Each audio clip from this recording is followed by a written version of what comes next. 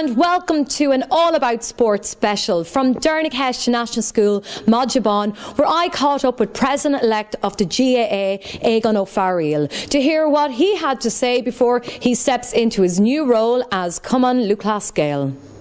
I am here with Aogan O Fearghail, incoming President of the GAA. Aogan, thank you for speaking to us on All About Sport. We're here in your surroundings of Dernakesh National School. But for 35 years you have worked here as a huge part of the community. But on a personal level, how are you feeling about moving on and taking the next step and leaving behind your much loved role as Principal of Dernakesh? Well, I'm I suppose both excited by it and also a little bit emotional. I will miss Dernakesh. 35 years, and of course I went here as a pupil before that. So I have a large part of my life invested into this school. And this is a wonderful community, and I suppose when you spend 35 years in any community, you do feel a lot for it, particularly working with the young people. And the children that I taught when I came here first, a lot of them are parents of it, and I'm teaching their children. So you are part of a lot of things that happen in a society and in a community. Brian McMahon was a great teacher and a writer in County Kerry many years ago. He said that a teacher usually leaves the track of their hatchet on 3 generations, and I find that that's what's happening. So I miss Dernakesh, yes, but excited by the challenge of what's ahead. Right. Congress is coming up now at the end of February in the Seabus Hotel in Ballyconnell, so we've brought Congress to Ballyconnell and to Cavan. But it's going to be a momentous day for you, Aogan, as you take up office, the first President of the GAA from Cavan. How are you prepared for that? Well, I'm prepared and I'm looking forward to it. It's a momentous occasion for Cavan, and that's the one I would focus on. It's not really to me personally. I just happen to be that person from Cavan, but it's Cavan GAA that I've achieved, and I think for Cavan people it's a great occasion. And I'm very conscious, for example, that the Cavan Society in New York are coming over, quite a number of them. Things like that bring it home to me how much it means that a Cavan folk from different parts of the world will be there. Not in busloads or anything, but a few. There's 3 or 4 from the Cavan Association in Birmingham and in London and in New York coming along with people from around. So it means a lot to Cavan people, and it's good. It's a good opportunity for Cavan to showcase itself. And I know that Cavan GAA, in association with Cavan County Council, are taking the opportunity to promote Cavan as a destination and to promote it as a conference venue and as a tourist destination. So there's a lot of things like that are taking place along with Congress. But yes, on a personal level, of course I'm looking forward to it. It's a great opportunity and excited by it. We recently had a visit from outgoing President Louise O'Reilly here in Dernakesh National School, and he visited some schools around Cavan. But over the past year you've shadowed Liam, but has he given you any words of advice, or what have you learned from following him over the last year? Well, shadowed him maybe not. We actually had a good understanding with each other. We tended to keep out of each other's ways. I went to a lot of events and functions, but rarely did we appear together. We're very close friends. We do meet a lot, but not in public that much. He tended to carry on with his presidential duties and I attended to mine. I think publicly what he said here in Dernakesh was very important. When one of the children asked him if he had any advice for me, and he said that he would like to say to me to enjoy it. Yeah. And that is the important thing. And I've said that myself about the GAA. It is about sport, it is about fun, and it is about enjoyment. And we shouldn't be in these roles if we think that the challenge is too great, or that what's happening is too onerous, or that we're just fed up with it and with life. It is about a happy event, and sport is happy. So Liam's advice to me would be, in that space to enjoy it, and just to take it as the wonderful people in GAA. That's really the great strength that we draw the people in it. And Liam has travelled the world and Ireland and every highway and byway over the last 3 years, and I certainly tend to try and carry on with that road. Okay. Liam mentioned that his biggest disappointment was that he didn't manage to bring the ladies' football and camogie into one organisation. But what's your thoughts on this going forward, Aogan? Well, I won't see it as a disappointment. I would see it more in terms of the GAA Games family, and that's well along the way. I think one association with just one membership and one executive and one president, I don't think we're just ready for that yet. The Ladies Association very clearly and publicly stated that they weren't, and that's fine as they see that. The GAA, we were prepared to move to that stage, as were camogie, but we have to accept that it's not easy bringing everyone under the one umbrella. If the GAA was being formed in the morning, you'd form it as one association. There's no doubt about that. with ladies and camogie all as part of it. But given the history of what in the past, that they came along at different times and at different levels, I would certainly work to have us working together closely. But as a Gaelic Games family, with the Ladies Association having their own structures and camogie having their own structures, they have a very long heritage in camogie, goes back quite over 100 years. So I would see it more as a promotion of a Gaelic Games family, working in close contact with each other in a federation type arrangement. But I don't think that it's on the cards just immediately that there just would be one association. We're just not fully ready for that, and it's not all of us, but I think we're still moving in that direction. Okay. You mentioned before that we'd like to tackle the fixtures for club players. Is this going to be top of your agenda? I would never say top of an agenda. I won't have an agenda where it'll be 1, 2 and 3. I just won't have that. There are many items on the agenda, but fixtures will be part of that, undoubtedly. It's not a problem, but it's a challenge. The bigger problem would be if we hadn't enough of fixtures. If we had clubs and we had people saying, well, we just don't get enough of games, that is a problem always. But at the moment what we have in the association is a major challenge over when we play our fixtures. We do have too many games taking place in a short time frame, and then we do have too long a break, and then return to play. So I do see that as central to the role of the President, to be able to guide and to cajole, and I think we've already started. I've been working quite strongly in the background all year on the whole fixtures programme.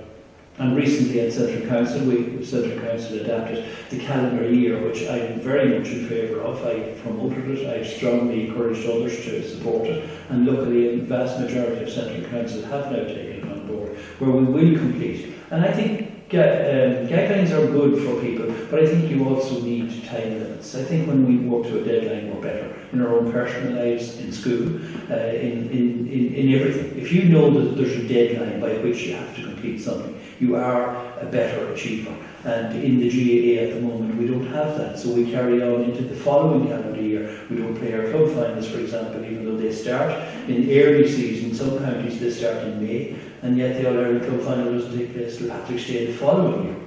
So by doing away with all of that, we will be putting time limitations on counties and on clubs, and it will focus minds. It's not the only solution to the problem, but it's a good start, and yes, we will continue to work with provinces and with counties to see that it is improved on what the current situation is.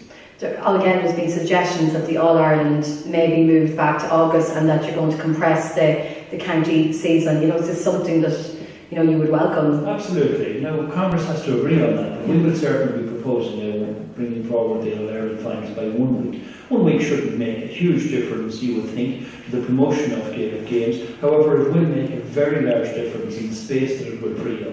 So we would be proposing to bring back the All-Ireland final from the 3rd week in September to the 2nd, in other words, bang in the middle of September. And the All-Ireland final, instead of having it the 1st week in September, last week in August.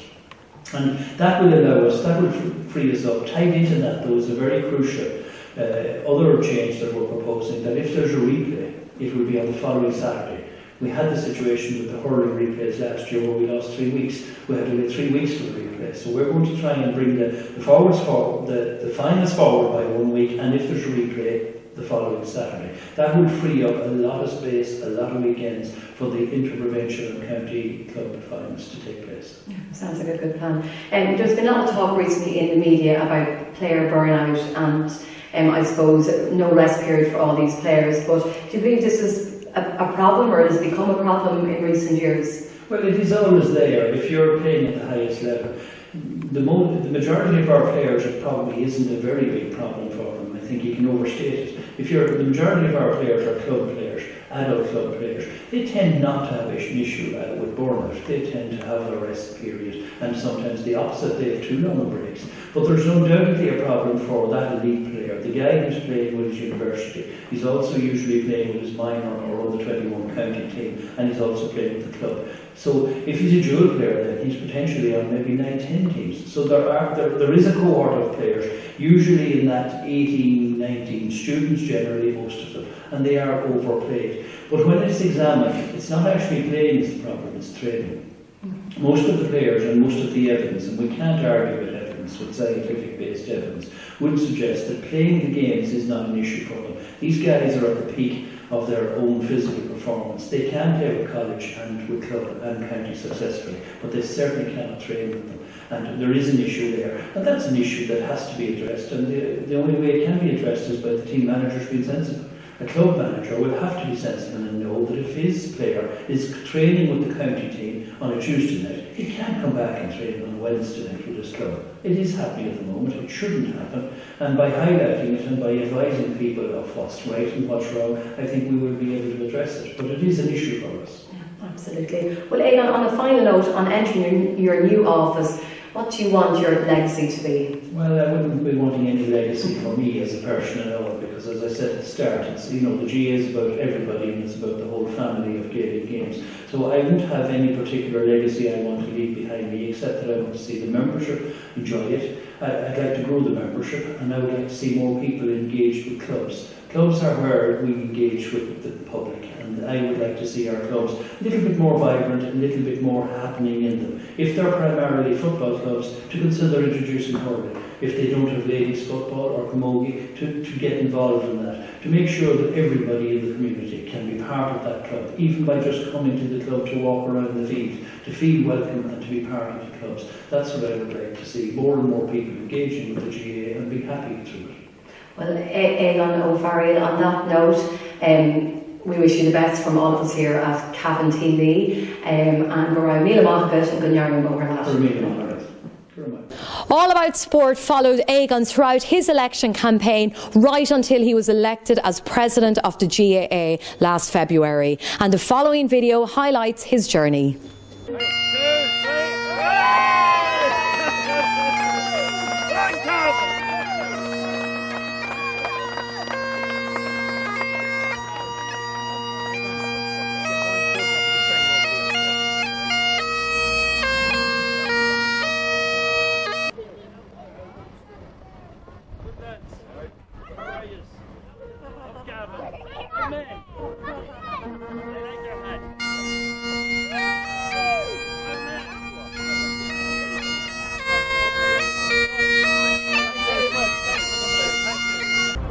Ladies and gentlemen, please put your hands together for Dernakesh from Presidency.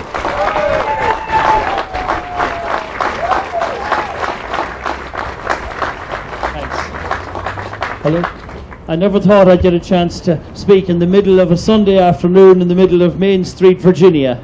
But it's good to be here, and I want to thank you for coming on a cold day in February to say hello and to welcome us home. It's been a long few months for us, and we're delighted to come back into a warm welcome of Breffni Cavan. Thanks particularly to all of you in the club here in Ramor. I'm delighted to see some good friends and old friends. Good to see you, Paddy McNamee there, and Paddy Riley welcoming us, and John Mulvaney, who's now down training Drumgoon, and they're their first win today. Well done, Drumgoon. Well done. Thanks. Thank you very much. You're very good. Thanks for coming out. Congratulations. Joe, thank you very much. Thanks for coming in. Good to see you, lad. Darren, good to see you. Thanks. Up Cavan. Up Cavan. Thanks. Ross, thank you very much. Thanks. Thank you very much. Thank you. Thanks. Thanks for coming in. Thanks very much. Thank you. Hold it here.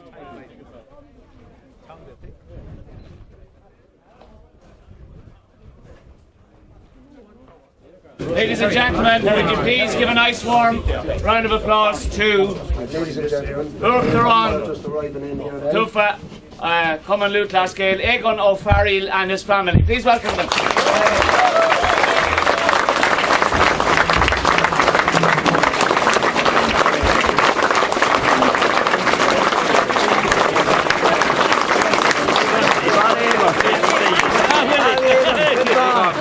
Thank you very much.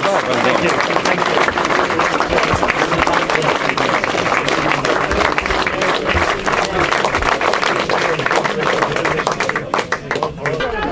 Thanks. Thank you very, very much. Go to Mila over here. Come on over here. Over this way. I'm delighted. Yeah, very much. Where's Jim? Come on over here. We'll go over here.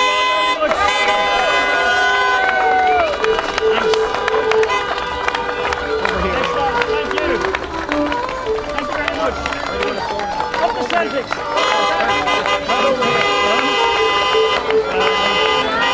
Well done, everybody. Congratulations. Thanks very much, John. Thank you. Thanks. Appreciate that. John, thank you very much. Okay. Thanks very much, Tony. Appreciate it. Thank you. Thanks very much. Thanks. Thank you, John. Thank you very, very much. Your friend John Costigan stood by me. He did. Thanks very much. Thank you very much. Lovely. I like that. Thank you, sir.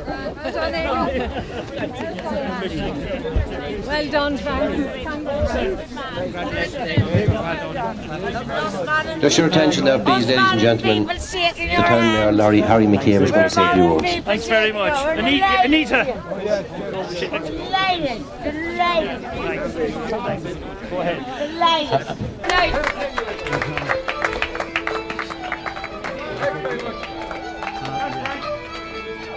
All right.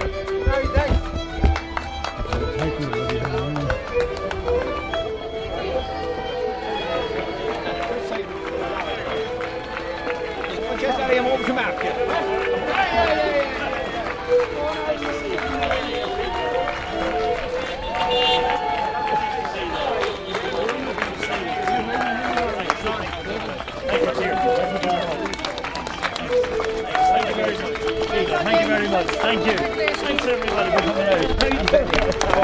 Thanks very much. Thanks very much. Thank you. Thanks very much. Good to see you as well. Thank you, Nuala. Thanks for coming out. Sherry. How are you?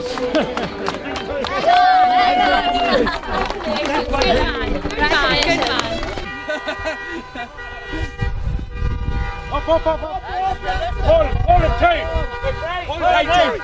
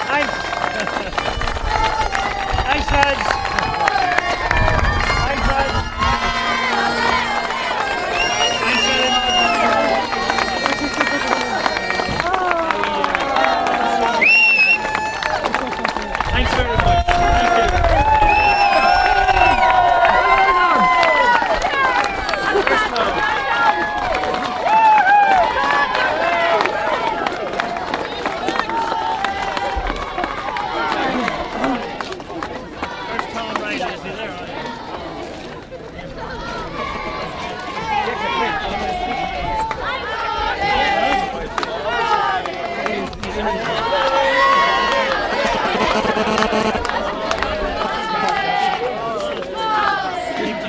more popular than Suarez anymore.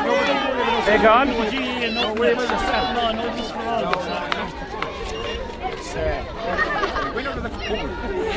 He's more popular than Suarez. Some Germans here, I want him too. See you, welcome home. Thanks very much. Good to be home. Oh, we've been inside now. Thanks, man. Thank you very much. Fantastic. Thanks very much. Good to be home. Thanks. This one.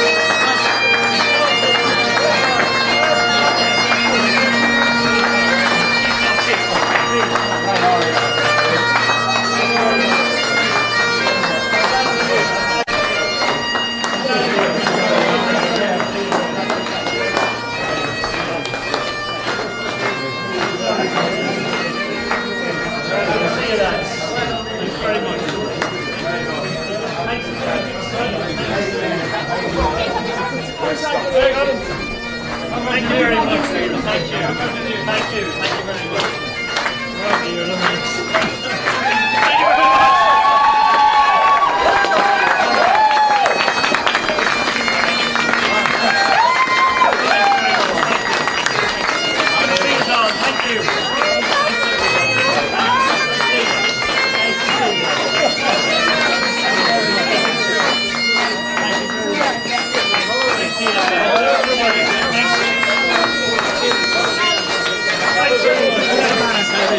Thank you.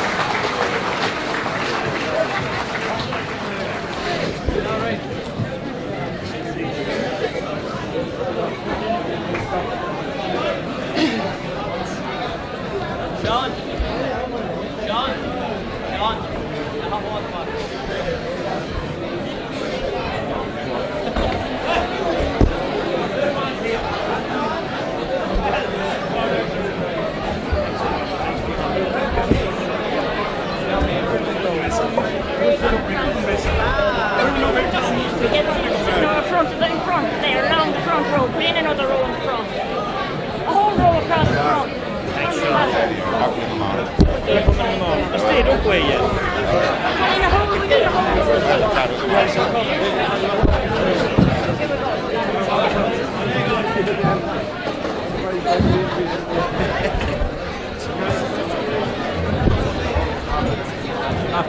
yeah, well.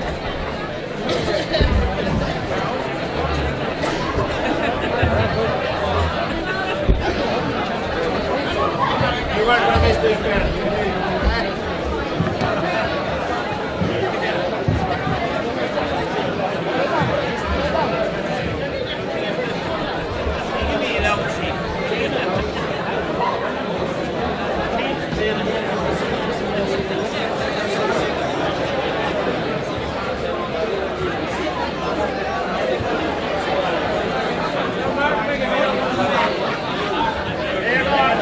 Congratulations from all in that. We're absolutely very proud of you.